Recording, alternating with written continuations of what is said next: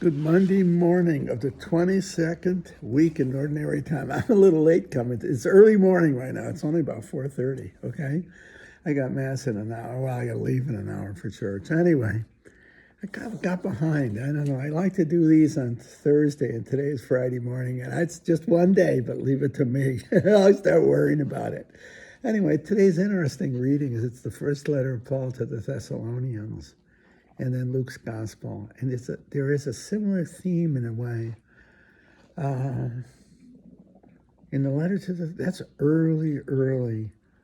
I believe that St. Paul's letter to Thessalonians may be the earliest piece of Christian writing. I believe it might be his first letter. And it's the theme of the resurrection. Watch how read it. We do not want you to be unaware, brothers and sisters, about those who have fallen asleep. You know that means dead. So that you may not grieve like the rest who have no hope. That's a great line. For if we believe that Jesus died and rose, so too will God, through Jesus, bring with him those who have fallen asleep. See, they think the end of the world's coming any minute now, okay? He thinks the world's going to come to an end before he even dies, okay? That's what makes sense out of this. Indeed, we tell you this on the word of the Lord, that we who are alive, who are left until the coming of the Lord, will surely not precede those who have fallen asleep, those who are already dead. For the Lord himself, with a word of command, with the voice of an archangel, with the trumpet of God, will come down from heaven, and the dead in Christ will rise first. Then we who are alive, who are left, will be caught up together with them in the clouds to meet the Lord in the air. Thus we shall always be with the Lord. Therefore console one another with these words. See, one of the things that in the New Testament, all religion, but especially Judeo-Christianity, you learn through history, you learn through the events. God reveals himself in the events of life and in history. At this time, they were expecting the immediate coming of Christ in the Last Judgment. It's only as they begin to more and more die off that they begin to realize maybe it isn't quite ready. By the time you get to John's Gospel, which is in 90 AD, 95, it's 30 years after this, if more, okay? They have a different concept. The coming of Christ is not in the Last Judgment, but in the grace of the moment. See, you learn that. You learn when does Christ coming? He is. He's here right now. So I remember, was it one of the monks? I remember a story in the monastery 50 years ago, 60 years ago, where one of the students asked one of the old priests, if you knew that Christ was coming right now, what would you do? He said, I'd keep doing what I'm doing. You see? Because Christ comes all the time in what we are doing, who we are, what we are doing. See, that was the genius of Christianity, is to realize the genius that God comes to us. And what judgment amounts to is not God condemning us or judging us, is that judgment, what you could say is this: the moment did you accept Christ or didn't you? And if there's a negative judgment, it's not that God judged us, it's that we rejected him. We failed in the given moment. I'll put it bluntly.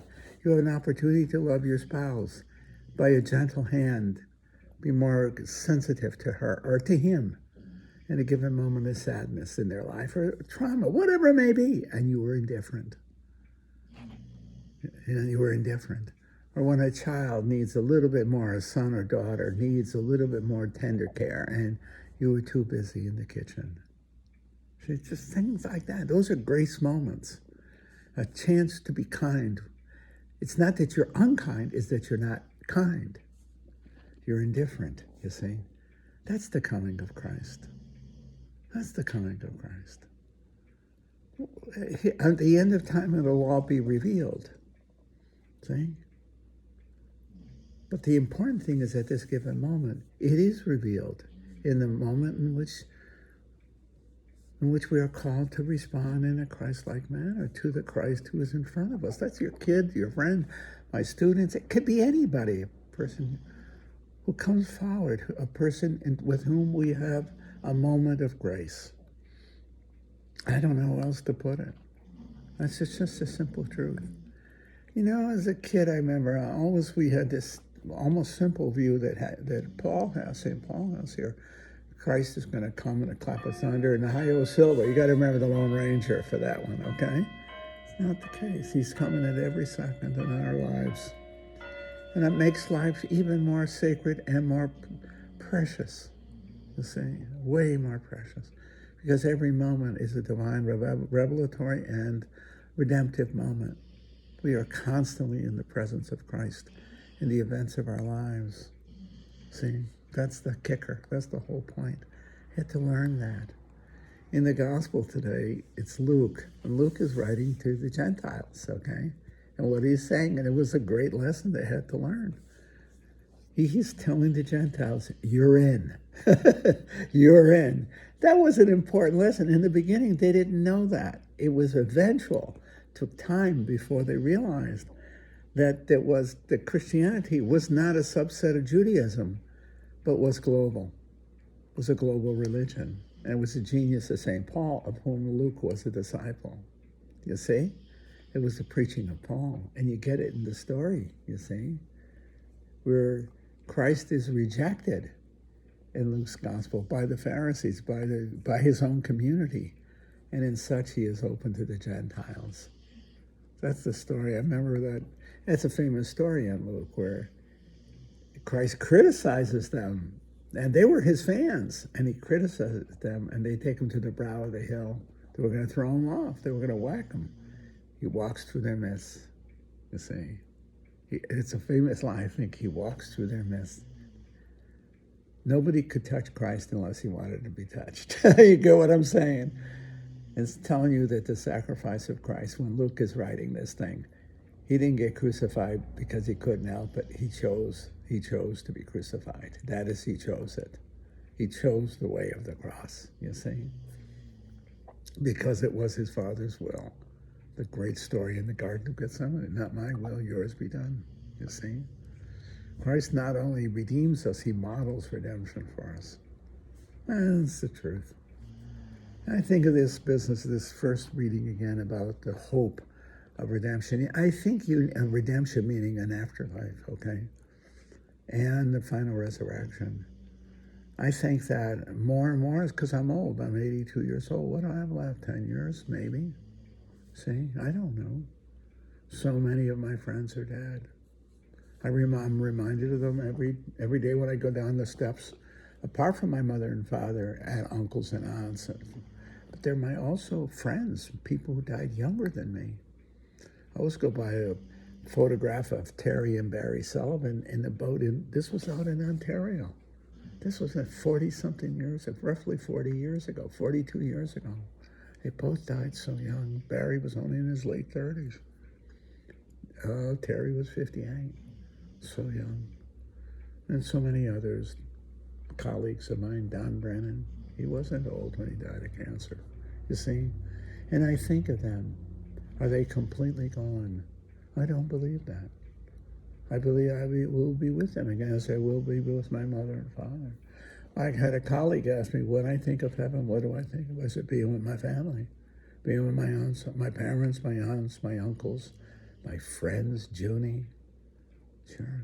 Those whom God has given me providentially to walk this life with, whether through relationship or, blood relationship, whoever, my friends, my fellow passionists. See? I want to be with those whom Providence has given me to love and be loved by, to walk now eternally with them. So as I look at life, I don't look at it with a despairing spirit, but with hope. Not certitude, hope in faith that death isn't final, that once again I'll be with my family, my aunts, my uncles, my friends, those whom I have loved with June, with all the people with whom God has given me to walk this life. I have the hope that's articulated by St. Paul. I don't grieve radically, I grieve partially, because I grieve with hope that his death is not final, that we'll be together again, now forever walking in paradise. In Italy, when they say goodbye to you and they don't expect to see you again, I learned this in Italy, my aunt said it to me. My mother translated it, but I got it. But She knew she was old. She was my mother's aunt. She knew she'd never see me again. You know what she said to me? Ci vediamo in paradiso. We will see each other again in paradise. Ci vediamo in paradiso. We will see each other again in paradise. When Sarah's grandmother said, before you can love Sarah, you must see her. She used the word see the same way my aunt did 50 years before. Ci vediamo. We will see each other again in paradise. You see Sarah, then you will love her. See, in that powerful sense of seeing, it's the seeing of intimacy. Ci vediamo in paradiso.